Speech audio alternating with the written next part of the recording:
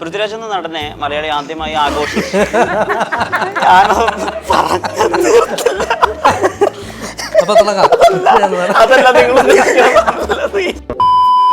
പൊതുവിൽ online intro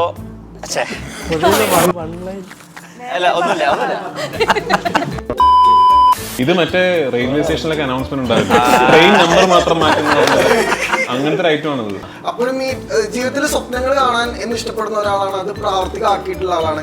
ഇനിയൊരു വലിയൊരു സ്വപ്നം എന്തായിരിക്കും ജീവിതത്തിൽ? ഇതിപ്പോ ഇങ്ങനെയൊക്കെ തന്നെ അങ്ങ് പോവാ എന്നുള്ളതാണ് എന്റെ സ്വപ്നം. മനസ്സിലായില്ലേ? സ്വന്തമായിട്ട് എന്തോ സ്റ്റാർന്ന് വിളിക്കുമല്ലോ, ഒരിക്കലും പറഞ്ഞു മലയാളത്തിലെ ഏറ്റവും നന്നായിട്ട് ക്രിക്കറ്റ് കളിക്കുന്നത് പൃഥ്വിരാജാണ്. എനിക്ക് എന്റെ സെക്കൻഡ് വെഡിങ് ആനിവേഴ്സറി ഗിഫ്റ്റ് ഒക്കെ ആയിട്ട് സുപ്രിയ വാങ്ങിച്ചു തന്ന ഒരു ഗ്രേ നിക്കോൾസിന്റെ ബാറ്റ് ഒക്കെയാണ്. അതൊക്കെ ഇപ്പോഴും വീട്ടിലിരിപ്പുണ്ടോ? അറിവും പ്രതീക്ഷയും നൽകുന്ന യുവ തുർക്കി സൂപ്പർ സ്റ്റാർ സീറ്റു സെറ്റ്. രോമാഞ്ചൻ 2-നെ പറ്റി എന്തെങ്കിലും പറയാൻ പറ്റുമോ? അതുണ്ടാവും, പക്ഷെ ഉടനെ ഇല്ല. എന്തെങ്കിലും അപ്ഡേറ്റ് പറയാൻ പറ്റുമോ? രോമാഞ്ചത്തിന്റെ സെക്കൻഡ് പാർട്ടായിരുന്നു അത്. രോമാഞ്ചം കഴിഞ്ഞു വരുന്ന പാർട്ട്. ഉരുളക്കുപ്പേരി കോളേജിൽ ഡിഗ്രി എടുത്ത് വന്നിരിക്കുകയാണ് ഒരു തർക്കക്കാരൻ. കാലത്തും ഒരു അനൗൺസ്മെന്റ് വന്നല്ലോ, മമ്മൂക്ക പൃഥ്വിരാജ് വീണ്ടും ഒന്നിക്കുന്നു. ബോക്സ് ഓഫീസ് താങ്ങില്ല എന്നായിരുന്നു കമന്റ്സ് അതിനകത്ത്. ഞങ്ങളെ പൂജ കഴിഞ്ഞപ്പോൾ ആദ്യം തുടങ്ങിയത് മറ്റേ കല്യാണക്കുറി അടിക്കുന്നു. അതാണ് ഈ പടം ഇത്ര നീണ്ടുപോയത്. ബേസിലൊരു മലയാളത്തിലെ ഒരു മെയിൻ ഡയറക്ടേഴ്സിൽ ഒരാളാണ്. ഞാനിപ്പോഴും ഒരു പാർട്ട് ടൈം വല്ലപ്പോഴും ഒക്കെ സിനിമ ചെയ്യുന്ന ബേസിൽ എന്നേക്കാൾ സുപ്പീരിയർ ഫിൽം മേക്കർ ആണെന്ന് വിശ്വസിക്കുന്ന ആളാണ്. ബേസിലേട്ടൻ നല്ലൊരാളാണ്. ബേസിലേട്ടൻ നന്നായിട്ട് അഭിനയിക്കും, ബേസിലേട്ടൻ ഡയറക്ഷൻ ചെയ്യും, ഡാൻസ് കളിക്കും. ബേസിലേട്ടൻ വിപിൻ ചേട്ടൻ ഇട്ട് കൊടുത്തിരിക്കുന്നത് അപമാന സ്റ്റാർ, അപമാന സ്റ്റാർ എന്നാണ് വിപിൻ ചേട്ടൻ വിളിക്കുന്നത്. മറ്റേ ബേസിലായിട്ട് സ്വന്തമായിട്ട് ബേസിലായിട്ട് ബോളിവുഡ് എന്നാണ് വിശേഷിപ്പിക്കുന്നത്. ഞാൻ ബോളിവുഡാണ്, നീയൊക്കെ ഇവിടെ ലോക്കൽ, ഞാൻ അങ്ങ് ബോളിവുഡ്. അങ്ങനെ പോകുന്നവരും വരുന്നവരും മുഴുവൻ ഡാൻസ് കളിക്കും. ആ കോംപ്ലക്സ് കാരണമാണെന്ന് തോന്നുന്നു. ഞാൻ ആദ്യമായിട്ട് ലൊക്കേഷൻ ആ പാട്ടിന്റെ എഡിറ്റ് കണ്ടു കഴിഞ്ഞപ്പോൾ ഒരു കാര്യം ബേസിൽ രാജു പണ്ട് ടൊവിനോ ഡാൻസ് കളിച്ച കണ്ടു അവൻ ഇപ്പൊ ഞങ്ങൾ രണ്ടുപേരും കളിച്ചു കഴിഞ്ഞിട്ടും ഫുൾ എഡിറ്റ് ചെയ്ത് കണ്ടപ്പോഴും പുള്ളി വേറെ ഏതോ പടത്തിന്റെ ഷൂട്ടിങ്ങിൽ അവിടെ ഇരുന്നിട്ട് നിങ്ങളൊക്കെ ഡാൻസ് കളിക്കും, പക്ഷെ ഞങ്ങൾ കളിച്ച പോലെ ആവില്ല. യൂത്ത് ഐക്കൺ അവാർഡ് ഇപ്പൊ രാജുവേട്ടന് കിട്ടുന്നില്ലല്ലോ. ഇല്ല, എന്താ 38ാമത്തെ വയസ്സ് വരെ കണ്ടു യൂത്ത് ഐക്കൺ ആയിരുന്നു ഞാൻ. അതെ, രണ്ട് കാര്യം പറഞ്ഞു തന്നെ. അതായത് ഇതിൽ കുറച്ചൊരു നോർമൽ ആയിട്ടുള്ള ക്യാരക്ടറായിട്ട് നീ മാത്രമേ ഉള്ളൂ, ബാക്കി എല്ലാവരും കുറച്ചൊരു ശരിക്കും പൃഥ്വിരാജ് ഈ കാര്യങ്ങളെല്ലാവരും എല്ലാ കാര്യങ്ങളും ഒരുമിച്ച് ചെയ്യുമ്പോൾ പൃഥ്വിരാജിനോട് ആരെങ്കിലും ചോദിക്കാറുണ്ടോ നീ ഓക്കെ ആണോ, നിനക്ക് എല്ലാം കൂടി ഒരുമിച്ച് ചെയ്യാൻ പറ്റും?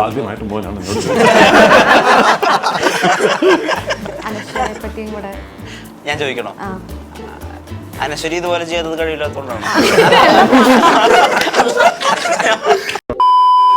പൊതുവിൽ ഈ ഓൺലൈൻ ഇന്റർവ്യൂകളുടെ പ്രശ്നമായ ആളുകൾ പറയാവുന്നത് വലിയ നീളമുള്ള ഇൻട്രോകളാണ്. അത് ഇവിടെ ഇല്ല. ഗുരുവായൂർ അമ്പലനട എന്ന സിനിമയുടെ ഇന്റർവ്യൂക്ക് എല്ലാവർക്കും സ്വാഗതം.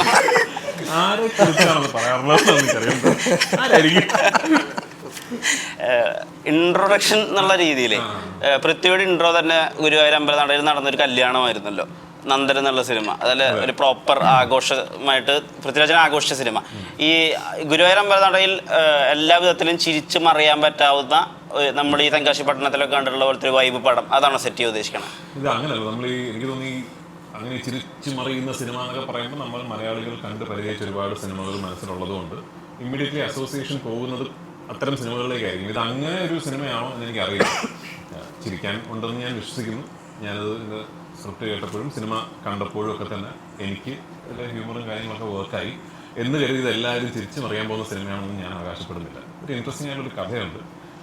ഒരു കുടുംബത്തിൽ നടക്കുന്ന ഒരു കല്യാണത്തിൻ്റെ പശ്ചാത്തലത്തിൽ ഈ സിനിമയിലെ കഥാപാത്രങ്ങൾക്കിടയിൽ നടക്കുന്ന കുറേ തെറ്റിദ്ധാരണകളും പ്രശ്നങ്ങളും അതിൻ്റെ റെസൊല്യൂഷനും ഒക്കെയാണ് ഇതിൻ്റെ കഥ. ഹ്യൂമറൊക്കെ തന്നെ വളരെ ഓർഗാനിക്കായിട്ട് ജീവിത സാഹചര്യങ്ങളിലൂടെ, ഈ കഥാപാത്രങ്ങളുടെ ജീവിത സാഹചര്യങ്ങളിലൂടെ വരുന്ന തമാശകളായിട്ടാണ് എനിക്ക് തോന്നിയിട്ടുള്ളത്. അങ്ങനെ പ്രേക്ഷകർക്കും തോന്നട്ടെ എന്ന് പ്രാർത്ഥിക്കുന്നു. അല്ല, ഇപ്പോഴും ഈ പൃഥ്വിരാജ് പ്രൊഡക്ഷൻസ് ആണല്ലോ, അപ്പൊ ഈ പറഞ്ഞ പോലെ ഞാൻ കാണാൻ ആഗ്രഹിക്കുന്ന സിനിമകളാണ് ഞാൻ ചെയ്യാൻ ആഗ്രഹിക്കുന്നുള്ളൂ എന്നുള്ളൊരു തിയറി ഉണ്ടല്ലോ പൊതുവെ. അപ്പോൾ ഈ ശരിക്കും പറഞ്ഞു കഴിഞ്ഞാൽ പൃഥ്വിരാജ് പ്രൊഡക്ഷൻസ് ചെയ്തിട്ടുള്ള സിനിമകൾ നമുക്ക് ഇന്ന ജോണർ അല്ലെങ്കിൽ ഇന്ന സിനിമകൾ എന്ന് പറഞ്ഞാൽ നമുക്ക് ടാഗ് ചെയ്യാൻ പറ്റില്ലല്ലോ. ഒരുപാട് ജോണറിൽ സിനിമ ചെയ്തിട്ടുണ്ട്, അറ്റംപ്റ്റുകൾ ഉണ്ടായിട്ടുണ്ട്. സോ പൃഥ്വിക്ക് പറഞ്ഞ ഒരു ഗോ ടു ജോണർ സിനിമകളുണ്ടോ? ഇല്ല, അങ്ങനെ ഒരു ഗോ ടു ജോണർ എനിക്കില്ല. ഞാനൊരു അഭിനേതാവ് എന്ന നിലയിൽ സിനിമകൾ തിരഞ്ഞെടുക്കുന്ന പോലെ തന്നെയാണ് ഒരു നിർമ്മാതാവായിട്ടും സിനിമകൾ തിരഞ്ഞെടുക്കുന്നത്. കഥ കേൾക്കുമ്പോൾ നമുക്കത് എപ്പോഴും ഞാൻ ശ്രദ്ധിക്കാറുള്ളൊരു കാര്യം, പ്രേക്ഷകനായിട്ട് കഥ കേൾക്കണം. അല്ലാതെ അതിൽ അഭിനയിക്കാൻ പോകുന്ന ഒരാളായിട്ടോ നിർമ്മിക്കാൻ പോകുന്ന ഒരാളായിട്ടോ അത് സംവിധാനം ചെയ്യാൻ പോകുന്ന ഒരാളായിട്ടോ അല്ല കഥ കേൾക്കേണ്ടതെന്ന് ഞാൻ വിശ്വസിക്കുന്നു. പ്രേക്ഷകനായിട്ട് കേൾക്കണം. പ്രേക്ഷകനായിട്ട് കഥ കേൾക്കുമ്പോൾ ഈ സിനിമ എനിക്ക് കണ്ടാൽ കൊള്ളാം എന്ന് തോന്നുകയാണെങ്കിൽ ആ സിനിമ ചെയ്യുക. അത് അത്രയും സിംപ്ലിഫൈഡ് ആയിട്ടുള്ളൊരു പ്രോസസ്സേ അതിൻ്റെ പിന്നിലുള്ളൂ. ഈ കഥ എന്നിലേക്ക് കൊണ്ടുവരുന്നത് E4 എൻ്റർടൈൻമെൻ്റ് ആണ്. അവരാണ് ഈ കഥ ഇപ്പോഴല്ല, ഒരു 2-3 വർഷങ്ങളായി. ഞാൻ ആദ്യം ദീപു ഈ കഥ പറയുന്നത് തന്നെ E4 എൻ്റർടൈൻമെൻറ്റിലെ സാരഥിയും വിവേകും കൂടി ഇങ്ങനൊരു കഥയുണ്ടെന്ന് കേൾക്കണമെന്ന് ആവശ്യപ്പെട്ടിട്ടാണ്. പിന്നെ പല കാരണങ്ങൾ കൊണ്ട് അത് നീണ്ടുപോയി. ഒടുവിൽ അത് സംഭവിച്ചത് ഇങ്ങനെയാണെന്ന് മാത്രം. E4-നോട് ഞാൻ ഇതിനു മുമ്പ് 2 സിനിമകൾ ചെയ്തിട്ടുണ്ട്, ഭ്രമം, എസ്ര. അപ്പോൾ അന്നേ ഇനി ഒരു സിനിമ ഒരുമിച്ച് ചെയ്യണം എന്ന് ഒരു ധാരണ ഉണ്ടായിരുന്നു. അങ്ങനെ ഒരു കോ പ്രൊഡക്ഷൻ ചെയ്യാമെന്നുള്ള ഐഡിയ മുകേഷ് സാർ തന്നെയാണ് പറഞ്ഞത്. അപ്പോൾ എൻ്റെ ശമ്പളവും തരണ്ട, ചിലവ് കുറച്ച് ഞാനും വഹിക്കാം എന്നുള്ളൊരു, പിന്നെ അപ്പോൾ ആർക്കും പരാതിയൊന്നും ഇല്ലല്ലോ. അപ്പം അങ്ങനെ ഈ ബേസിക്കലി ചില ആൾക്കാർക്ക് ഒരു തഗ് ലൈഫ് സ്വഭാവം ഉണ്ടല്ലോ. ഇപ്പൊ ലിസ്റ്റൻ സ്റ്റീഫനൊക്കെ ബേസിക്കലി എന്ത് പറയുമ്പോഴേ തഗ് ലൈഫ് സ്വഭാവം ഉണ്ടല്ലോ. പക്ഷെ അതൊന്നും ഇതുവരെ അങ്ങനെ അതൊന്നും അങ്ങനെ സിനിമകളിൽ അധികം ഉപയോഗിച്ച് കണ്ടിട്ടില്ലല്ലോ. അതല്ല, നിഖില ഉപയോഗിച്ച് കണ്ടിട്ടില്ലല്ലോ. അത് ഗുരുവായൂർ അമ്പലനടയിൽ യൂസ് ചെയ്യും.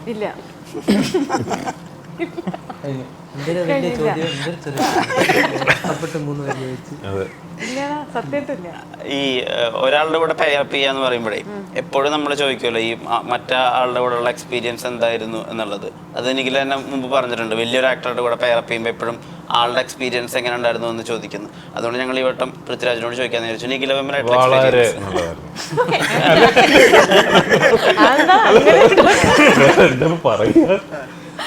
അല്ല, നിഖില ഞാനിപ്പോൾ നേരത്തെ കഴിഞ്ഞ ഇന്റർവ്യൂ പറഞ്ഞതാണ്, നിഖിലയുടെ ഞാൻ ആക്ച്വലി നിഖിലയുടെ ഒരു സിനിമ കാണുന്നതിന് മുമ്പാണ് ആദ്യമായിട്ട് നിഖിലയുടെ കൂടെ വർക്ക് ചെയ്യുന്നത്. അത് ഞാൻ സംവിധാനം ചെയ്യുന്ന സിനിമയിലാണ്. അപ്പോൾ എൻ്റെ അസോസിയേറ്റ് ഡയറക്ടറായ വാവ കൊട്ടാരക്കരയോട് ഞാൻ പറഞ്ഞു, വാവ ബ്രോഡാഡി ഇതാണ്. അപ്പോൾ ഞാൻ പറഞ്ഞു, ഇതിൻ്റെ ഒരു എൻഡിലൊരു സീക്വൻസിൽ ഒരു ഡ്രീം സീക്വൻസ് ആണെന്നൊക്കെ തോന്നിപ്പിക്കുന്ന ലൈനിലാണ് വിഷ്വൽ വരേണ്ടത്. ഭയങ്കര ഹൈലൈറ്റ്, ഈ ഡെലിവറി വാർഡിൻ്റെ അകത്തുനിന്ന് ഭയങ്കര ഹൈലൈറ്റ്, സ്ട്രോങ് ഹൈലൈറ്റിൽ ഡോറ് തുറന്ന് ഒരു പെൺകുട്ടി ഒരു നഴ്സിൻ്റെ യൂണിഫോമിൽ ഒരു കൈക്കുഞ്ഞിനെയും പിടിച്ച് വെളിയിലേക്ക് വരണം. ഒരു ഡ്രീം സീക്വൻസ് ആണെന്നൊക്കെ തോന്നിപ്പിക്കണം. അപ്പോൾ ഒരു മാലാഖയെ പോലൊരു പെൺകുട്ടി വേണം. മാലാഖ ഓക്കെ സാർ റെഡി എന്ന് പറഞ്ഞാൽ അപ്പം തന്നെ വാവ പറഞ്ഞ സജഷനാണ് നിഖിലയുടെ. അങ്ങനെയാണ് ഞാൻ അരവിന്ദൻ്റെ അതിഥികൾ എന്ന് പറഞ്ഞ സിനിമയുടെ കുറച്ചധികം ഫുട്ടേജ് ഞാൻ കാണുന്നത്. അപ്പോൾ നിഖില നല്ല ആക്ടറാണെന്ന് തോന്നി. അങ്ങനെയാണ് ബ്രോഡാഡിയിൽ കാസ്റ്റ് ചെയ്യുന്നത്. ബ്രോഡാഡിയിൽ ആക്ച്വലി നിഖില വന്ന് ചെയ്തതിൽ നിഖിലയ്ക്ക് ഒരു ഗുണമില്ല, ആ സിനിമയ്ക്കാണ് ഗുണമുള്ളത്. അപ്പം അന്ന് ഞാൻ അതിന് വലിയ രീതിയിൽ ഒബ്ലിഗേറ്റഡ് ആണ്. ഈ സിനിമയിൽ ഈ കഥാപാത്രം നിഖില ചെയ്താൽ നന്നായിരിക്കും ആദ്യം എന്നോട് പറയുന്നത് വിപിനാണ്. അപ്പോൾ ഓഫ്കോഴ്സ് ഈ സിനിമയുടെ സമയത്ത് നിഖില വളരെ പോപ്പുലറായ ഒരു ആക്ടറായി കഴിഞ്ഞു ഓൾറെഡി. ഇതിൽ പാർവതി എന്ന് പറഞ്ഞ ക്യാരക്ടർ നിഖില ചെയ്തു എന്നുള്ളത് ഐ തിങ്ക് സിനിമയ്ക്ക് വലിയ ഗുണം ചെയ്തതാണ്. ആൻഡ് ഈ ആനന്ദൻ, എൻ്റെ ക്യാരക്ടറും ആനന്ദൻ്റെ പേരാണ് പാർവതി. ആനന്ദനും പാർവതിയും തമ്മിലുള്ള റിലേഷൻഷിപ്പ്, അവർക്കിടയിൽ നടക്കുന്ന കഥ ഈ സിനിമയിലെ ഒരു പ്രധാനപ്പെട്ട ട്രാക്കും കൂടിയാണ്. ഇപ്പോൾ സിജുവിന്റെ ഷർട്ടിൽ തന്നെ ഒരു ഈ കോടക്കുള്ളിൽ വയ്ക്കുന്ന ഒരു സ്പൈഡർമാൻ, അല്ലെങ്കിൽ ഇൻസ്റ്റാഗ്രാം പോസ്റ്റുകളിൽ നമ്മൾ കാണുന്ന ക്യാപ്ഷനുകൾ, ശരിക്കും ഈ ഒരു ക്രിയേറ്റീവ് പരിപാടി എങ്ങനെയാ ഉണ്ടാവുന്നത്? എന്തെങ്കിലുമൊക്കെ നമ്പർ കാണിച്ചാലേ ഇവിടെ നിൽക്കാൻ പറ്റത്തുള്ളൂ. അതുകൊണ്ടൊക്കെ ചുമ്മാ ചെയ്യണ്ട. ഇത് പിന്നെ ചെയ്തത് അശ്വതി, നമ്മുടെ കോസ്റ്റ്യൂം ഡിസൈനർ തന്നെയാണ്. ഓ അത് ശരി. ഞാൻ പറഞ്ഞു സ്പൈഡർമാൻ ഓടക്കുള്ളിൽ വായിക്കുന്നതാണ് എൻ്റെ ആശയം. അങ്ങനെ ഡിസൈൻ ചെയ്തത്. അല്ല അപ്പോഴും ഈ ഫഹദിന്റെ ഒക്കെ ആദ്യകാല റീ എൻട്രി നടത്തുന്നതിന് മുമ്പ് ഈ ഇന്ദ്രേട്ടനും പൃഥ്വിയോട് ഒരിക്കലും സംസാരിച്ചിട്ടില്ല. ഫഹദിന്റെ പൊട്ടൻഷ്യൽ ശരിക്കും എല്ലാവരും കാണാൻ പോകുന്നുള്ളൂ എന്ന് പറഞ്ഞിട്ടുള്ള നിങ്ങൾ തമ്മിലുള്ള ഡിസ്കഷനെ കുറിച്ചിട്ട് ഇങ്ങനെ ഒരിക്കലും വായിച്ചിട്ടുണ്ട് ഒരുപാട് നാളുകൾക്ക് മുമ്പ്. അപ്പോൾ ഈ യങ് ആക്ടേഴ്സ് അല്ലെങ്കിൽ പൊതുവെ ഒരാൾ ഭയങ്കര ടാലന്റഡ് കാണുമ്പോൾ ശരിക്കും ഉണ്ടാവുന്നൊരു ഫീൽ എന്താ, അവരിലൊരു സ്പാർക്ക് കാണുമ്പോൾ ഒരു അട്രാക്ഷൻ എന്തായിരിക്കും? അത് ഒരു പുതിയ ടാലൻ്റ് ആയിട്ടുള്ള ഒരു ആക്ടറിനെയോ ആക്ട്രസിനെയോ കാണുമ്പോൾ എനിക്കൊക്കെ വലിയ സന്തോഷമാണ്. നമുക്ക് ഒരാളും കൂടെ ആയില്ല ഇൻഡസ്ട്രിയിൽ ഒരു, ഇപ്പോൾ ഇവരൊക്കെ നാളെ മെയിൻ സ്റ്റേ ആക്ടേഴ്സായിട്ട്, ഇവരൊക്കെ ഓൾറെഡി വളരെ പോപ്പുലറാണ്. ഇപ്പോൾ ഇവരൊക്കെ നാളെ ഇൻഡസ്ട്രിയിലെ മെയിൻ സ്റ്റേ ആക്ടേഴ്സായിട്ട് വരട്ടെ എന്ന് ഞാൻ ഇതുപോലെ ഒരുപാട് ആൾക്കാരെ ഞാൻ കണ്ടിട്ടുണ്ടല്ലോ. ഇൻ ദ സെൻസ് ഞാൻ തന്നെ ഇപ്പോഴും എനിക്ക് തോന്നുന്നു മലയാള സിനിമയിൽ ലെജൻസ് ഇപ്പോഴും നിലനിൽക്കുന്നതുകൊണ്ട് എന്നെ ഇപ്പോഴും യങ്ങർ കാറ്റഗറിയിലൊക്കെ ആണല്ലോ പെടുത്തുക. ഇപ്പോൾ ഞാൻ തന്നെ എത്രയോ ആൾക്കാരെ കണ്ടിരിക്കുന്നു. ഇപ്പോൾ ടോവി ആണെങ്കിലും അതെ, ഇപ്പോൾ എന്താണ് കുറേ പേരുണ്ടല്ലോ. അപ്പോൾ കുറേ ആൾക്കാരെ അങ്ങനെ ഒരു പുതിയ ഒരു വേഷം ചെയ്യാൻ വന്നിട്ട്, ഇപ്പം നെസ്ലിനെ എനിക്ക് ഓർമ്മയുണ്ട്. ഞാൻ കുരുതി എന്ന് പറയുന്ന സിനിമ ഷൂട്ടിംഗ് തുടങ്ങി മുരളി ജോയിൻ ചെയ്യുന്നതിന് മുമ്പ് ഞാൻ മുരളിയെ ആയിട്ടൊരു ദിവസം സംസാരിച്ച് പറഞ്ഞാൽ ഒരു പുതിയ പയ്യൻ, അവൻ മിടുക്കനാണ്, അവൻ വലിയ സ്റ്റാറാവും തോന്നുന്നു ഞാൻ പറഞ്ഞ എനിക്ക് ഓർമ്മയുണ്ട്. അപ്പോൾ ഇപ്പോൾ അത് നെസ്റ്റിൽ ഭയങ്കര പോപ്പുലർ ആയിട്ടുള്ളൊരു യങ് സ്റ്റാറായി മാറിയില്ല. അപ്പോൾ നാളെ ഇവരൊക്കെ അങ്ങനെ ആവട്ടെ എന്ന് ഞാൻ ആശംസിക്കുന്നു, പ്രാർത്ഥിക്കുന്നു. എനിക്ക് സന്തോഷമാണ് ആക്ച്വലി. സഫ് ബോയ്, നമ്മൾ 18+ കണ്ടുള്ളത് കറക്റ്റ് ഒരു വടകര ഭാഗത്തുള്ള ഒരാൾ, ആ സ്ലാങ്, നിങ്ങൾ ചെയ്യുന്ന റീൽസായിട്ട് ചെറിയ സാമ്യമൊക്കെ ഉണ്ടല്ലോ ക്യാരക്ടേഴ്സിന്. ഗുരുവായൂർ അമ്പലനാട്ടിൽ എന്താണ് സംഭവം? ഇതിൽ അതായിട്ടൊരു സാമ്യമില്ല. ഈ സ്ലാങ് ആയാലും മൊത്തത്തിൽ നമ്മുടെ ക്യാരക്ടർ ആയാലും ഭയങ്കര ചേഞ്ച് ഉണ്ട്. ബേസിലേട്ടൻ്റെ ബ്രദറാണ്. അപ്പോൾ ബേസിലേട്ടൻ്റെ പ്രശ്നങ്ങളിൽ കൂടെ കടന്നു പോകുന്നൊരു ബ്രദർ, അതാണ് ക്യാരക്ടർ. ഓക്കെ, അപ്പം ഞങ്ങളൊരു ചെറിയ റൗണ്ട് സെറ്റ് ചെയ്തിട്ടുണ്ട്. റൗണ്ടോ? റൗണ്ട് ഒരു ചെറിയ സെഗ്മെന്റ്. ലെജൻസ് എന്താണ് നിങ്ങളോട് പറഞ്ഞത് എന്നുള്ളതാണ് ഇതിന്റെ ഒരു സംഭവം. അതെ, നിങ്ങൾ വായിച്ചാൽ പോരെ? ഞാൻ അല്ല, നിങ്ങൾ വായിച്ച് നിങ്ങൾ തന്നെ പറയുമ്പോൾ ഞങ്ങളെ പറ്റി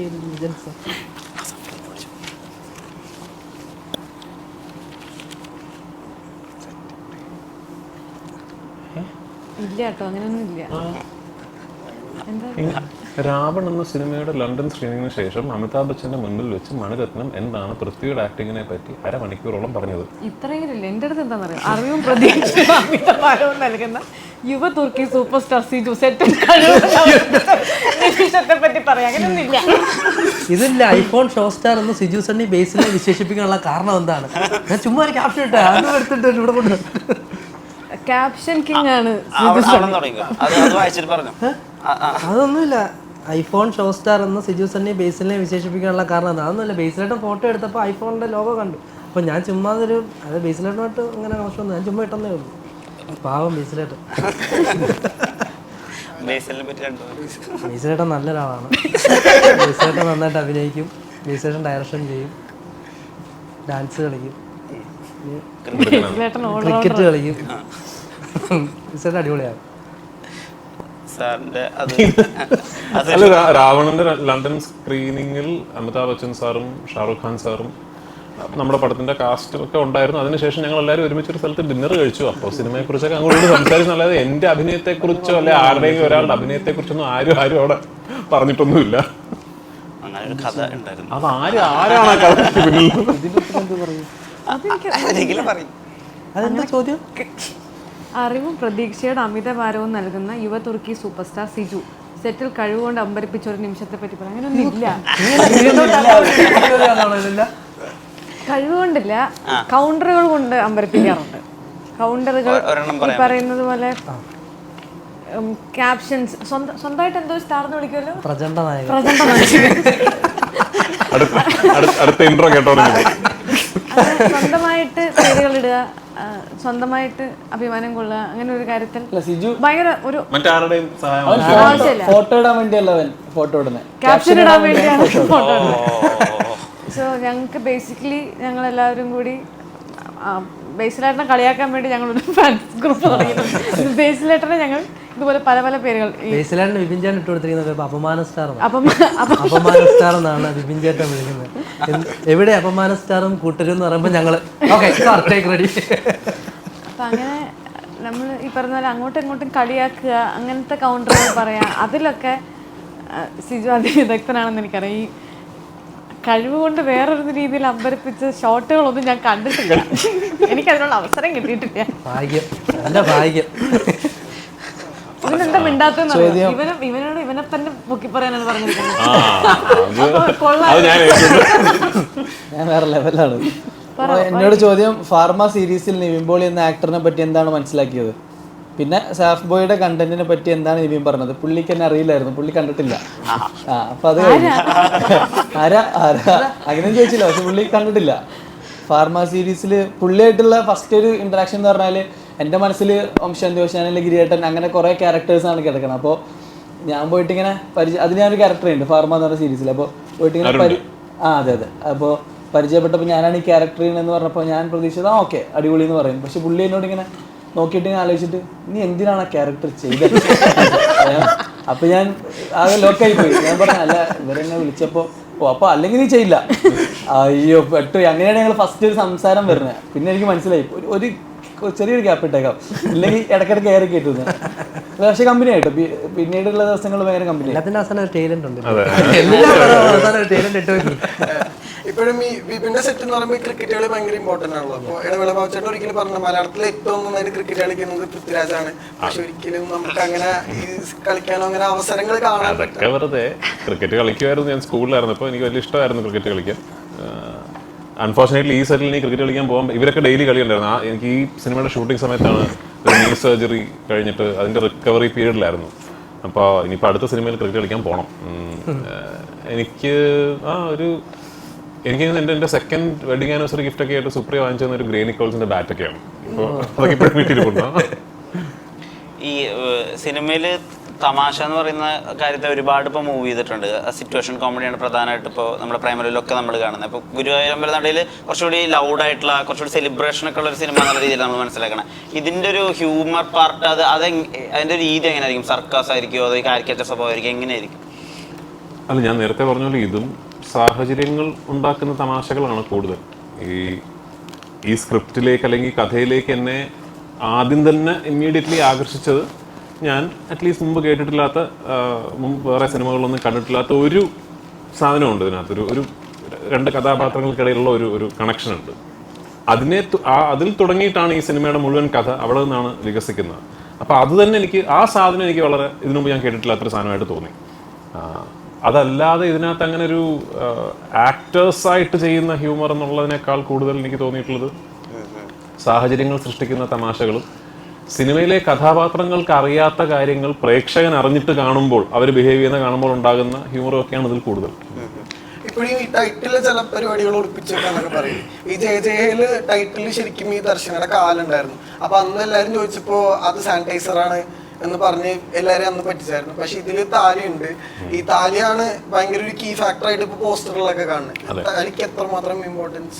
അല്ല, ഇതിന്റെ എൻറ്റയർ സിനിമയുടെ പശ്ചാത്തലം എന്ന് പറഞ്ഞാൽ ഒരു കല്യാണമാണ്.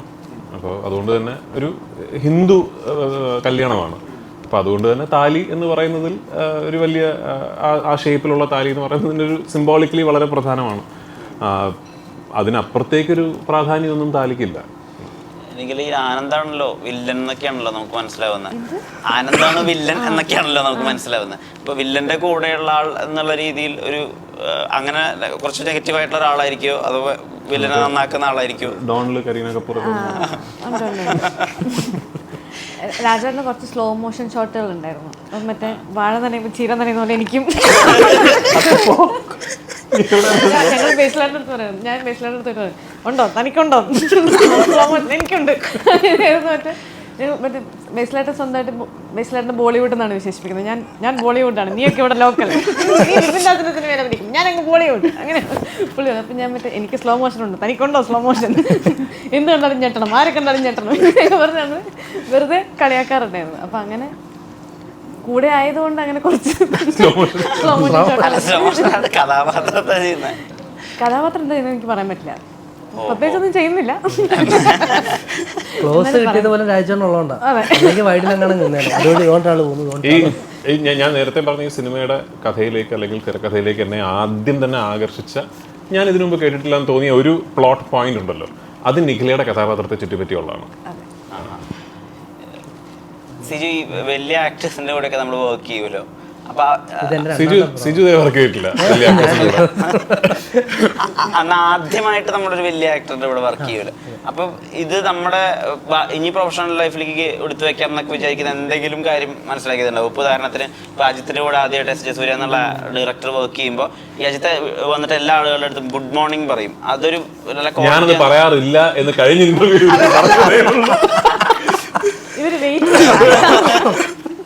ഗുഡ് മോർണിംഗ് വരാം, അത് ശീലമാക്കി എടുത്തിട്ടുണ്ട് എസ് ജെ സൂര്യ. അങ്ങനെ എന്തെങ്കിലും മനസ്സിലാക്കിയതുണ്ടോ? ഞാൻ ഗുഡ് മോർണിംഗ് ഒക്കെ പറയും. പിന്നെ ഫുഡായോ ചായ പൃഥ്വിരാജിൽ നിന്ന് മനസ്സിലാക്കിയതിലുണ്ടോ ചോദിച്ചേ? പഞ്ച്വാലിറ്റി ടൈമിങ് ഭയങ്കര അടിപൊളി. പഞ്ച്വാലിറ്റി ടൈമിങ് ഭയങ്കര കറക്റ്റ് ടൈമിങ് വരും. അതെ, പഞ്ചായത്തിൽ നിന്ന് കേട്ടോ, പൃഥ്വിരാജിൽ നിന്ന് പഞ്ചായത്തി ടൈമിങ് കറക്റ്റ് സമയത്ത് വരിക, എല്ലാം അടിപൊളിയായിട്ട് ചെയ്യുക.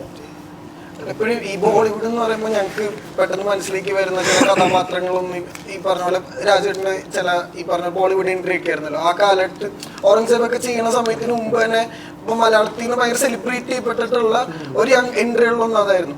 അപ്പോൾ ശരിക്കും ഈ ബേസിലി പറഞ്ഞ പോലെ ബോളിവുഡ് എൻട്രിയുടെ ഒക്കെ റൂമറുകളിലൊക്കെ നിൽക്കുമ്പോഴത്തേക്കും ബേസിൽ ഒരു കഥ ഇങ്ങനെ നറേറ്റ് ചെയ്തിട്ടുണ്ടോ ഒരു ഫ്രഷ് ഡയറക്ടർ? എൻ്റെ അടുത്തോ? ഇല്ലില്ല, ചെയ്തിട്ടില്ല. ഞാൻ ചോദിച്ച നശിപ്പിച്ച അല്ല, പൊതുവെ ഡിസ്കഷൻ എങ്ങനെയാ ബേസിലായിട്ട് പൊതുവെ ഇപ്പോൾ ഈ പറഞ്ഞ പോലെ നല്ല സിനിമകളൊക്കെ ചെയ്യുന്ന അല്ലെങ്കിൽ റീച്ചുള്ള സിനിമകളൊക്കെ ചെയ്യുന്ന ഒരാൾ കൂടെയാണല്ലോ. അപ്പോൾ പെർസ്പെക്റ്റീവ് ഉണ്ടാവില്ലേ നിങ്ങൾ രണ്ട് ഡയറക്ടേഴ്സ് ഉണ്ടാകുമ്പോഴത്തേക്കും? ഞങ്ങളങ്ങനെ 2 ഡയറക്ടേഴ്സായിട്ടൊന്നും സംസാരിച്ചിട്ടില്ല ഈ സെറ്റിൽ. ഞങ്ങൾ ഈ സെറ്റിൽ ആക്ടേഴ്സ് മാത്രമാണല്ലോ. പിന്നെ ഞാനിപ്പോൾ ബേസിലൊരു മലയാളത്തിലെ ഒരു മെയിൻ ഡയറക്ടേഴ്സിൽ ഒരാളാണ്. ഞാനിപ്പോഴും ഒരു പാർട്ട് ടൈം വല്ലപ്പോഴും ഒക്കെ സിനിമ ചെയ്യുന്ന ബേസിൽ എന്നേക്കാൾ സുപ്പീരിയർ ഫിൽം മേക്കറാണെന്ന് വിശ്വസിക്കുന്ന ആളാണ് ഞാൻ. അപ്പോൾ ഈ വിപിൻ എന്ന് പറയുന്ന ഡയറക്ടർ എങ്ങനെയാണ് ആക്ട് ചെയ്ത് കാണിക്കുമോ അതോ അതിന്റെ ബ്രീഫിങ്ങിലാണോ കാര്യം ഇരിക്കുന്നത്? എൻ്റെ അടുത്തോ?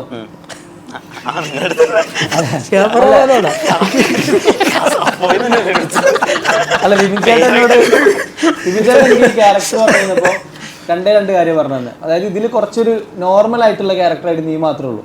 ബാക്കി എല്ലാരും കുറച്ചൊരു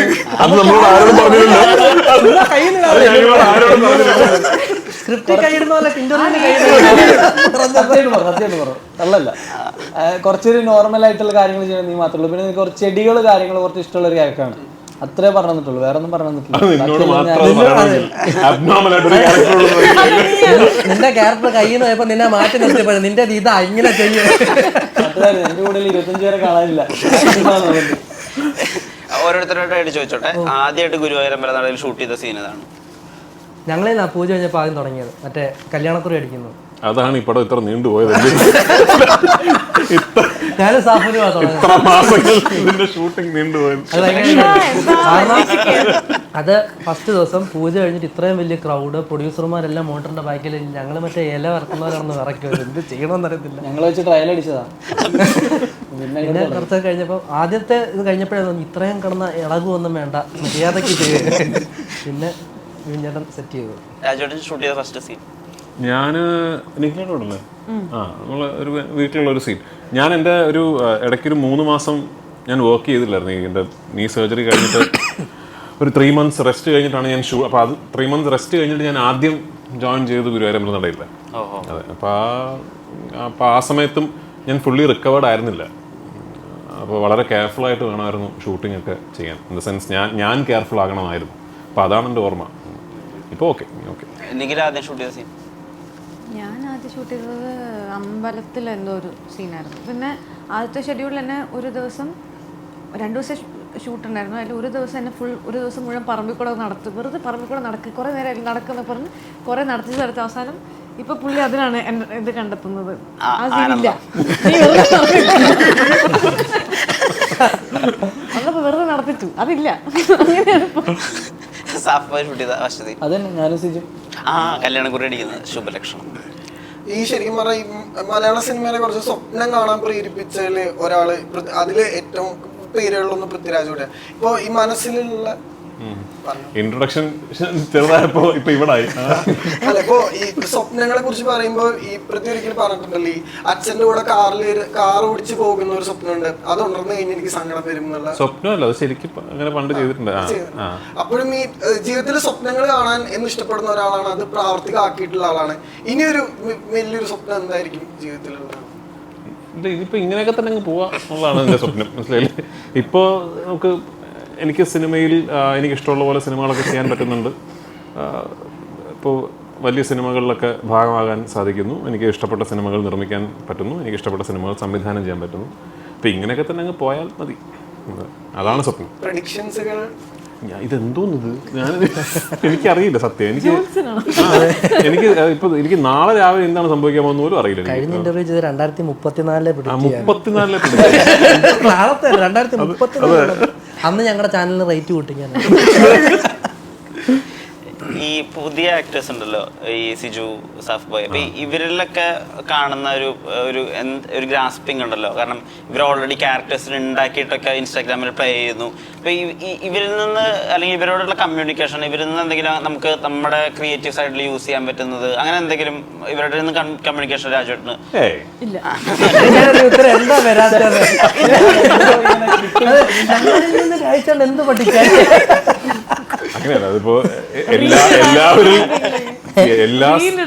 എല്ലാ സിനിമകളിൽ നിന്നും എല്ലാവരിൽ നിന്നും എന്തെങ്കിലും പഠിക്കാൻ നമുക്ക് കിട്ടും. ഒന്നുകിൽ എന്ത് ചെയ്യാൻ പാടില്ല എന്ന് പഠിക്കാം, അല്ലെങ്കിൽ എന്ത് ചെയ്യാമെന്ന് പഠിക്കാം. അല്ലെങ്കിൽ പിന്നെ റീൽ ഇടുന്നത് എങ്ങനെയാന്ന് പഠിക്കാം. രാഴ്ചയുടെ നാളെ തൊട്ട് റീൽ ഇടുന്നതെന്ന് ആലോചിച്ച് അപ്പൊ ഈ പറഞ്ഞ പോലെ ഇവരൊക്കെ ഇൻ ദ സെൻസ് ഇപ്പോൾ ഈ പുതിയ ജനറേഷൻ ആക്ടേഴ്സ്, എസ്പെഷ്യലി ഇവരെ പോലുള്ളവർ ഈ ഇൻസ്റ്റാഗ്രാം വഴിയൊക്കെ സിനിമയിൽ വരുന്നവർക്ക് അവർക്കൊരു ഇൻബിൽട്ട് ആയിട്ടുള്ളൊരു കോൺഫിഡൻസ് ഉണ്ട്. അവർ ഓൾറെഡി പെർഫോമിംഗ് ആർട്ടിസ്റ്റുകളാണല്ലോ. അവർ ഓൾറെഡി ഒരു ഇൻസ്റ്റാഗ്രാം റീൽ ക്രിയേറ്റ് ചെയ്ത് പോസ്റ്റ് ചെയ്ത് കഴിഞ്ഞ് അതിന് ട്രാക്ഷൻ ഉണ്ടാക്കി അതിന് ആൾക്കാർ അവരെ പുകഴ്ത്തുന്നതും ചീത്ത വിളിക്കുന്നതും ഒക്കെ കമന്റിൽ വായിച്ച് തഴമ്പിച്ച് പബ്ലിക് ജഡ്ജ്മെന്റ് യൂസ്ഡ് ആയിട്ട് വരുന്ന ആൾക്കാരാണ്. അത്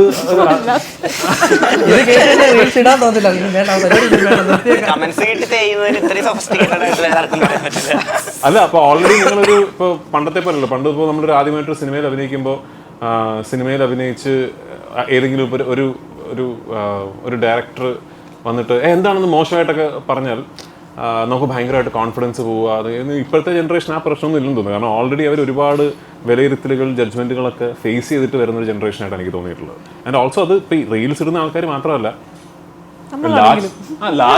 ഇന്നത്തെ ആൾക്കാർ large part of your life is being lived in A digital world. അപ്പോൾ കോൺസ്റ്റന്റ്ലി ഈ മറ്റുള്ളവരുടെ വാലിഡേഷന് വേണ്ടി ലൈഫിൻ്റെ ഒരു വലിയ ഭാഗം മാറ്റി വെക്കുന്നൊരു തലമുറയുണ്ട് ഇന്ന്. അപ്പോൾ അത് ഇൻ എ വേ അതിൻ്റെ ഒരു ഗുണം, ദോഷങ്ങളാണ് കൂടുതൽ ആക്ച്വലി. എന്തെങ്കിലും ഗുണമുണ്ടോ എന്ന് ചോദിച്ചാൽ I think you come with ഒരു sense of confidence, being comfortable, you are comfortable being judged. അതൊക്കെ ഇവർക്ക് കാണും അല്ലേ? ഉണ്ടോ?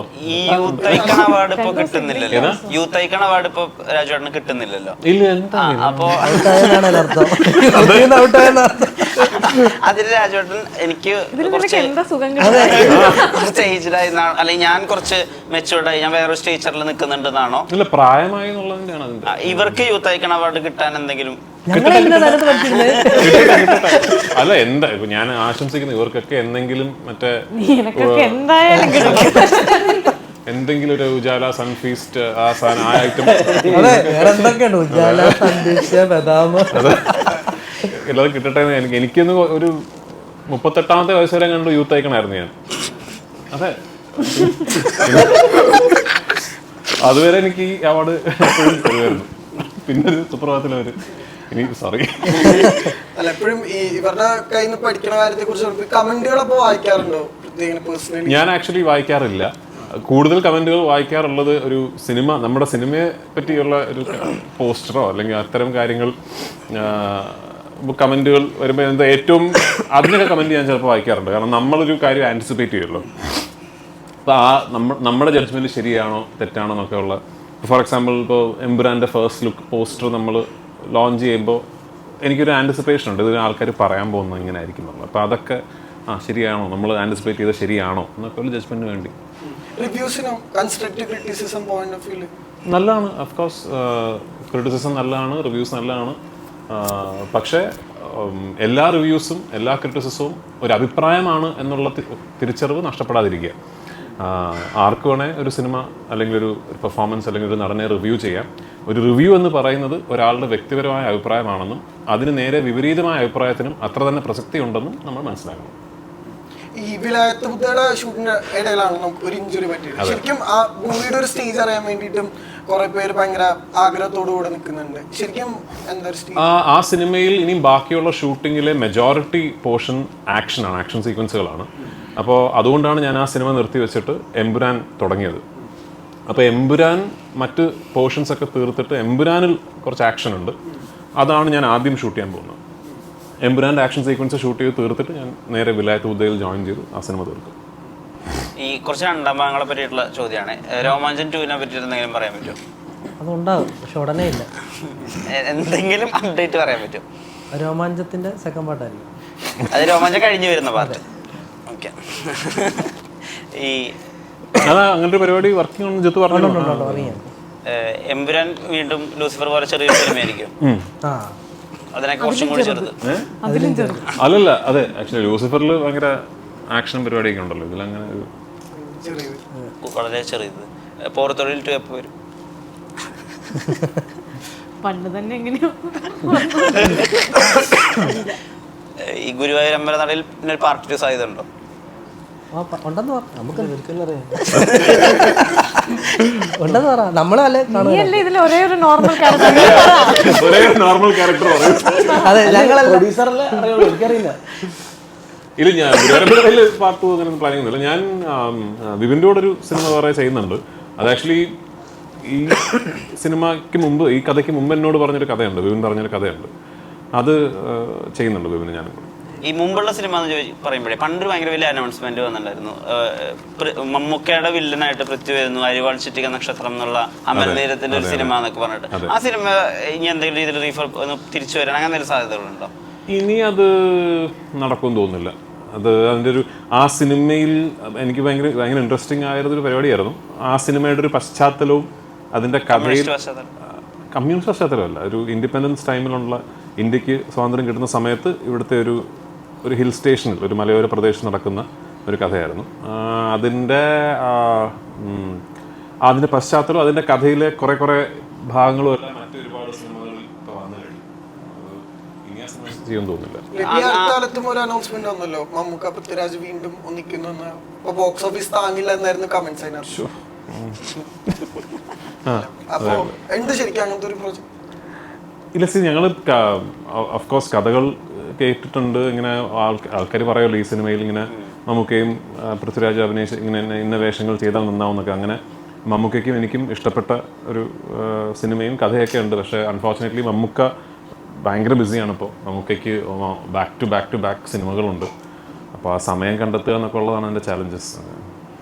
ഈ കല്യാണം എന്ന് പറയുന്ന ഫാക്ടറിൽ മുമ്പും അങ്ങനെ ഒരുപാട് എലമെന്റ്സ് വന്നിട്ടുണ്ടെങ്കിൽ പോലും ഇതിനകത്ത് ഈ രണ്ടാളുകളുടെ ഇടയിലത്തെ കോൺഫ്ലിക്റ്റ് ആണ്. കല്യാണം സാധാരണ രണ്ടാളുകളുടെ ഇടയിലാണ്. അല്ലല്ല, രണ്ട് അളിയന്മാർ അങ്ങനത്തെ കോൺഫ്ലിക്റ്റ് കുറച്ച് പുതുമയാണെന്ന് തോന്നി. അപ്പം ഈ ഈഗോ കോൺഫ്ലിക്റ്റ് എപ്പോഴൊക്കെ പൃഥ്വിരാജ് സിനിമകളിൽ വന്നിട്ടുണ്ട്. ആ സിനിമകളൊക്കെ അധികം ഓടിയിട്ടുണ്ട്. ഡ്രൈവിംഗ് ലൈസൻസ് ആയാലും അയ്യപ്പനും കോശിയായാലും. അപ്പൊ അങ്ങനത്തെ ഒരു കോൺഫ്ലിക്റ്റ് ഒക്കെ തന്നെ ആയിരിക്കും ഗുരുവായൂർ അമ്പല നടയിൽ ഉണ്ടാവുക. ഇതൊരു ഈഗോ കോൺഫ്ലിക്റ്റ് അല്ല, എന്നാൽ അളിയന്മാർ തമ്മിലുള്ളൊരു കോൺഫ്ലിക്റ്റ് മാത്രമല്ല ഇത്.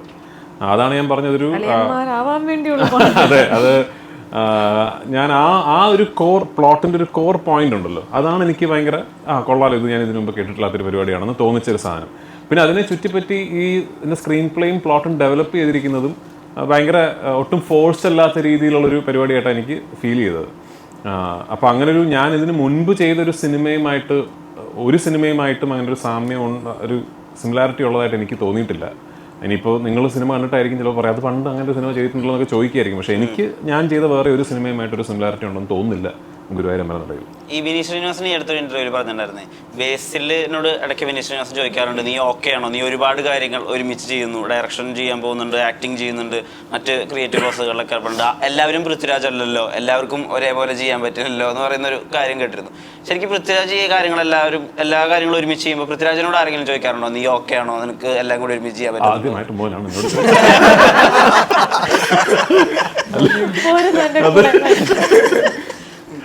ഇല്ല, എന്നോട് അങ്ങനെ ആരും ഇതുവരെ ചോദിച്ചിട്ടില്ല. പലർക്കും അത്ഭുതമാണല്ലോ. ഇപ്പൊ വിനീതേട്ടൻ തന്നെ പറയാം, ഞാൻ ചോദിച്ചത് ശരിക്കും എങ്ങനെ ഇതൊക്കെ ചെയ്യണമെന്നുള്ളത്. എനിക്കങ്ങനൊരു ഞാൻ വേറെ ഒരുപാട് കാര്യങ്ങൾ ചെയ്യുന്നതായിട്ട് എനിക്കങ്ങനെ തോന്നാറില്ല. അതിപ്പോൾ കഴിവോ അല്ലെങ്കിൽ കഴിവ് കേടോ ആയിരിക്കും. ഇപ്പോൾ ഞാൻ ഈ ഗുരുവായൂർ അമ്പല നടേൻ്റെ പ്രൊമോഷൻ മാത്രമാണല്ലോ ഇപ്പോൾ ചെയ്യുന്നത്.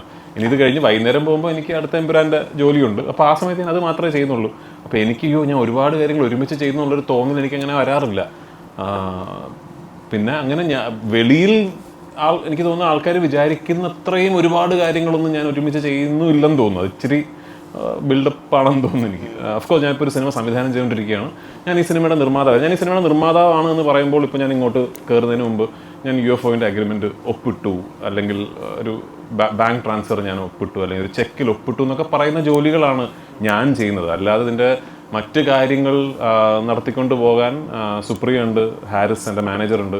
പിന്നെ ഈ സിനിമയെ സംബന്ധിച്ചിടത്തോളം E4 Entertainment എന്ന് പറഞ്ഞ ബാനർ എന്നോടൊപ്പം ഉണ്ട്. അപ്പോൾ മുകേഷ് സാറ്, സാരഥി, വിവേക് ഉണ്ട്, എല്ലാവരും ഉണ്ട്. അപ്പോൾ ഞാനങ്ങനെ ഒരു ഓഫീസ് റൂമിൽ പോയിരുന്നിട്ട് ഒരു ബെഞ്ചിൻ്റെ ബാക്കിൽ ഇരുന്നിട്ട് ഇതിൻ്റെ പ്രൊഡക്ഷൻ എന്ന് പറഞ്ഞാൽ അങ്ങനെ ഞാൻ ജോലി ചെയ്യുന്നില്ല.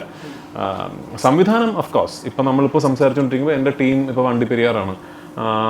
അപ്പോൾ അവിടെ നിന്നൊരു കാര്യം ഫൈനലൈസ് ചെയ്യുമ്പോൾ ഇത് കഴിഞ്ഞാൽ പിന്നെ ഞാൻ വണ്ടിപ്പെരിയാറിൽ പോകും. അപ്പോൾ എനിക്കങ്ങനെ എല്ലാം ഒരുമിച്ച് നടക്കുകയാണെന്നുള്ളൊരു തോന്നൽ എനിക്കുണ്ടാകാറില്ല. നിഖില അങ്ങനെ മറ്റു കാര്യങ്ങൾ അറ്റംപ്റ്റ് ചെയ്യാത്തത് ഈ കാര്യം മര്യാദയ്ക്ക് ചെയ്യാന്ന് വിചാരിച്ചിട്ടാണോ അതോ മറ്റു കാര്യങ്ങൾ ചെയ്യാൻ കോൺഫിഡൻസ് ഇല്ല? കഴിവില്ലാത്തതുകൊണ്ട് സമ്മതിച്ച്. ഞാൻ ചോദിക്കണോ, അനശ്വരി ഇതുപോലെ ചെയ്യാത്തത് കഴിവില്ലാത്തതുകൊണ്ടാണോ?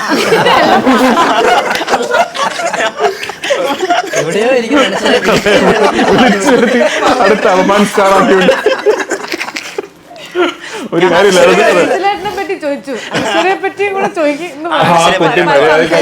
ജോഫിന്റെ പടത്തിൽ അനശ്വരിയെ പറ്റി 2 വാക്ക്. ബാക്കിയുള്ളവരോട് ചോദിക്കണോ? ഓക്കെ ശരി. അനശ്വരയെ പറ്റി എനിക്ക് തന്ന പോലെ ഒരു ഇൻട്രോ അനശ്വരയെ പറ്റി പറഞ്ഞു നിർത്തൂ എന്നാണ് മലയാള സിനിമയിൽ. മലയാള സിനിമയിൽ വളരെ പ്രതീക്ഷയുള്ള ഒരുപാട് നടിമാർ ഉണ്ടെങ്കിൽ പോലും അവരുടെ കാലിബർ അല്ലെങ്കിൽ അവരുടെ വേഴ്സിറ്റാലിറ്റി പലപ്പോഴും ചോദ്യം ചെയ്യപ്പെടാറുണ്ട്.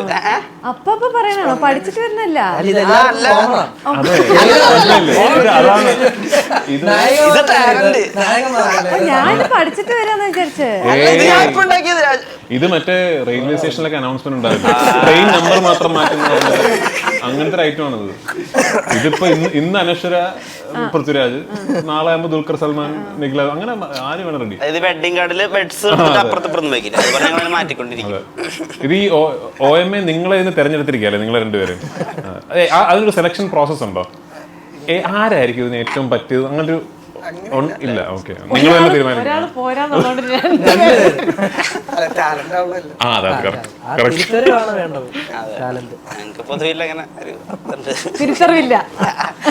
നല്ല തിരിച്ചറിവുണ്ട്. ഈ യോഗി ബാബുവിനെ കുറിച്ചിട്ട് ഇപ്പൊ അദ്ദേഹത്തിന്റെ മലയാളം ഡെബ്യൂ ആണ്. എങ്ങനെയാ ശരിക്കും അദ്ദേഹം സിനിമയിൽ? അല്ല, ഇതിലൊരു തമിഴ് കഥാപാത്രം ഈ സ്ക്രിപ്റ്റിൽ ആദ്യം മുതലേ ഉണ്ടായിരുന്നു. വിപിൻ ആണ്, ഓഫ്കോഴ്സ് വിപിനും ദീപും ചേർന്നെടുത്ത തീരുമാനമായിരിക്കും. വിപിനാണ് ആദ്യമായിട്ട് ആ കഥാപാത്രം യോഗി ബാബു ചെയ്താൽ നന്നാകും എന്ന് പറയുന്നത്. അപ്പോൾ യോഗി ബാബു വളരെ തിരക്കുള്ളൊരു നടനാണ്. പക്ഷേ ഒരു സംവിധായകൻ അങ്ങനെ ഒരു ആവശ്യം പറയുമ്പോൾ നിർമ്മാതാവെന്ന നിലയ്ക്ക് അത് ട്രൈ ചെയ്യണമല്ലോ നമ്മൾ അങ്ങനെ ഒരു ആക്ടറെ. പക്ഷേ യോഗി ബാബുവിനോട് ഇങ്ങനൊരു സിനിമയെക്കുറിച്ചും കഥാപാത്രത്തെക്കുറിച്ചും പറഞ്ഞപ്പോൾ അദ്ദേഹം വളരെ സന്തോഷത്തോടുകൂടി ഞാൻ ജയ ജയ ജയ ഹേ കണ്ടതാണ്, പൃഥ്വിരാജിനെ എനിക്കറിയാം, അങ്ങനെ അദ്ദേഹം വളരെ സന്തോഷപൂർവ്വം വന്ന് ചെയ്യുകയും കംപ്ലീറ്റ്ലി നമ്മളുമായിട്ട് കോഓപ്പറേറ്റ് ചെയ്ത് വളരെ മനോഹരമായിട്ട് വേഷം ചെയ്തിട്ട് പോയത്. ഒരു റീകോൾ വാല്യൂ ഉള്ളൊരു ഒരു ആക്ടർ ചെയ്താൽ നന്നാകുന്ന വേഷമാണ്. ആൻഡ് ഓൾസോ സിനിമയുടെ 2ാം പകുതിയിൽ നിർണായക ഘട്ടത്തിൽ ഈ പ്ലോട്ടിൽ ഒരു വലിയ കാര്യം ചെയ്യുന്നൊരു ക്യാരക്ടറും കൂടിയാണ്. അപ്പോൾ അത് അദ്ദേഹത്തിൻ്റെ സ്വതസിദ്ധമായ ശൈലിയിൽ ചെയ്തു എന്നുള്ളത് തീർച്ചയായിട്ടും ആ കഥാപാത്രം, ശരവണൻ എന്ന് പറയുന്ന കഥാപാത്രത്തിന് ഈ സിനിമയ്ക്ക് ഒരുപാട് ഗുണം ചെയ്തിട്ടുണ്ട്.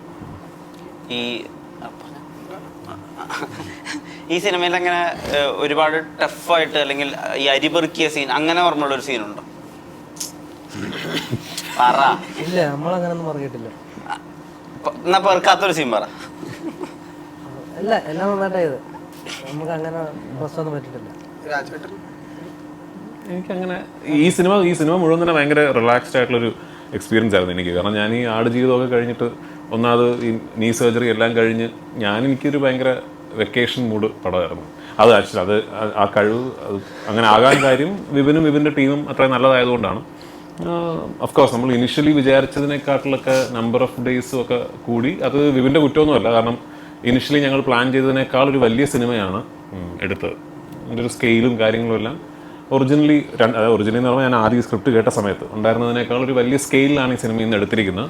അതിൻ്റെ എല്ലാ ഭംഗിയും ഈ സിനിമയ്ക്ക് ഉണ്ട് എന്ന് ഞാൻ വിശ്വസിക്കുന്നു. ആദ്യമായിട്ട് ഈ സിനിമയ്ക്ക് വേണ്ടി എന്തെങ്കിലും ടഫായിട്ട് ഞങ്ങൾ ചെയ്യുന്നത് ഇപ്പോഴാണ്. ഇപ്പോൾ മനസ്സിലായി. അപ്പോ ടഫായിട്ടൊന്നുമില്ലല്ലോ.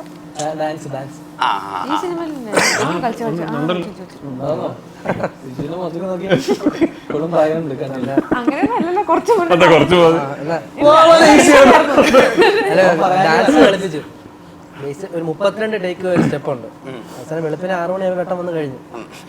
കൂടെ കളിച്ച ഏതാന്ന് പറയണ്ട നാണക്കേടായിരിക്കും. അത് പറഞ്ഞില്ല, അത് കാണുമ്പോൾ ഇങ്ങനെ സ്റ്റെപ്പ് ഉണ്ട്. അതിനകത്ത് ബേസിലേട്ടനെ ഞാൻ ഇവനോടാ കളിക്കുന്നത്. ബേസിലേട്ടൻ തെറ്റിക്കുന്നു. അവസാനം ബേസിലേട്ടനെ കുറെ തെറ്റി, അങ്ങനെ പോയി നേരം വെളുത്തു. എന്നിട്ട് ബേസിലേട്ടൻ കാറിൽ കയറിട്ട് അവരെ കൂടെ വിളിക്കാൻ.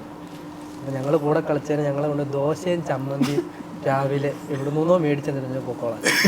ഈ പാട്ട് ഷൂട്ട് ചെയ്യുന്നുള്ളത് നമുക്ക് ആദ്യമേ അറിയാം. ഫസ്റ്റ് ഷെഡ്യൂളിൽ പോയപ്പോൾ വളരെ റാൻഡമായിട്ട് ബേസിലായിട്ട് വന്നിട്ട് അനശ്വരോട് ചോദിക്കുന്നു, നീ ഡാൻസ് പഠിച്ചിട്ടുണ്ടോ? അപ്പോൾ അനശ്വര പറഞ്ഞു, ഇല്ല പഠിച്ചിട്ടില്ല. ഓ, നിനക്ക് കളിക്കാൻ അറിയില്ല അല്ലേ? അപ്പോൾ അനശ്വര പറഞ്ഞു, കളിക്കാൻ അറിയില്ല എന്നല്ല, കളിക്കും എന്ന് പറഞ്ഞു. പിന്നെ എന്നോട് ചോദിച്ചു, എനിക്കില്ല ഡാൻസ് കളിക്കും അല്ലേ? ഞാൻ പറഞ്ഞാൽ കളിക്കാൻ തെറ്റി, ഞാൻ കണ്ടായിരുന്നു. അപ്പോൾ ഞാൻ ചെന്ന് സൈമയിലൊക്കെ പെർഫോം ചെയ്തത് ഞാൻ യൂട്യൂബിൽ നോക്കിയായിരുന്നു. ഞാൻ ചിന്തിച്ചു. അപ്പോൾ നോക്കി വന്നപ്പോൾ പറഞ്ഞത് പുള്ളിക്ക് പെർഫോമൻസ് ഉണ്ട്. അപ്പോൾ പുള്ളിയുടേത് പോർഷൻ കഴിഞ്ഞാൽ ഇപ്പുറത്ത് ഞാനും അനശ്വരയാണ് ഡാൻസ് കളിക്കണം. അപ്പോൾ പുള്ളിക്ക് പുള്ളിയെക്കാട്ടിലും നന്നായി കളിക്കുമോ എന്നുള്ള സംശയം കാരണം പുള്ളി പോകുന്നവരും വരുന്നവരും മുഴുവൻ ഡാൻസ് കളിക്കും. ആ കോംപ്ലക്സ് കാരണമാണെന്ന് തോന്നുന്നു. ഞാൻ ആദ്യമായിട്ട് ലൊക്കേഷൻ എന്നിട്ട് ആ പാട്ടിന്റെ എഡിറ്റ് കണ്ടു കഴിഞ്ഞപ്പോൾ ഒരു കാര്യം ബേസിൽ രാജു പണ്ട് ടൊവിനോ ഡാൻസ് കളിച്ച കണ്ടു കഴിഞ്ഞാൽ അവൻ വളരെ മോശമായിട്ട് ഡാൻസ് ചെയ്ത അമ്മ ഷോയിൽ ഡാൻസ് കളിച്ചൊരു വീഡിയോ, ആരൊക്കെയോ വളരെ മോശമായിട്ട് ഡാൻസ് കളിക്കുന്ന കുറെ വീഡിയോസ് എന്നെ കാണിച്ചു. ഞങ്ങളോട് പറയുന്നു നല്ലോണം കളിച്ചു, അപ്പുറത്ത് അവരാണ് ഈ 32 ടേക്ക് ഒരു സിംഗിൾ ഷോട്ടാ. അത് വിപിൻ ചേട്ടൻ കട്ട് ചെയ്ത് പിന്നെ എന്തിനാണ് സാർ സിംഗിൾ ഷോട്ട്?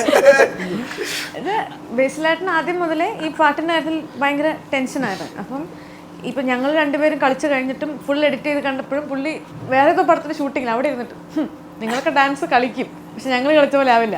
അല്ലാതെ സത്യമാണ്, ഞങ്ങളുടെ വീട്ടിലാണ് കിടില് അതെല്ലാരും ശ്വാസം മുട്ടി ചത്തേനെ. പക്ഷെ ആക്ച്വലി എനിക്ക് അപ്പോസിനായിട്ട് ഇഷ്ടപ്പെട്ടു. വിളിച്ചു. അങ്ങനെ ഗുരുവായൂരമ്പല നടയിൽ ഈ മാസം 16-ാം തീയതി റിലീസിനുള്ള കാരണം ഞങ്ങൾ രണ്ടുപേരും തേഞ്ഞത് നിർത്തണം. അതുകൊണ്ട് നിങ്ങളുടെ നേരത്തിന് ഒരുപാട് നന്ദി. നമസ്കാരം.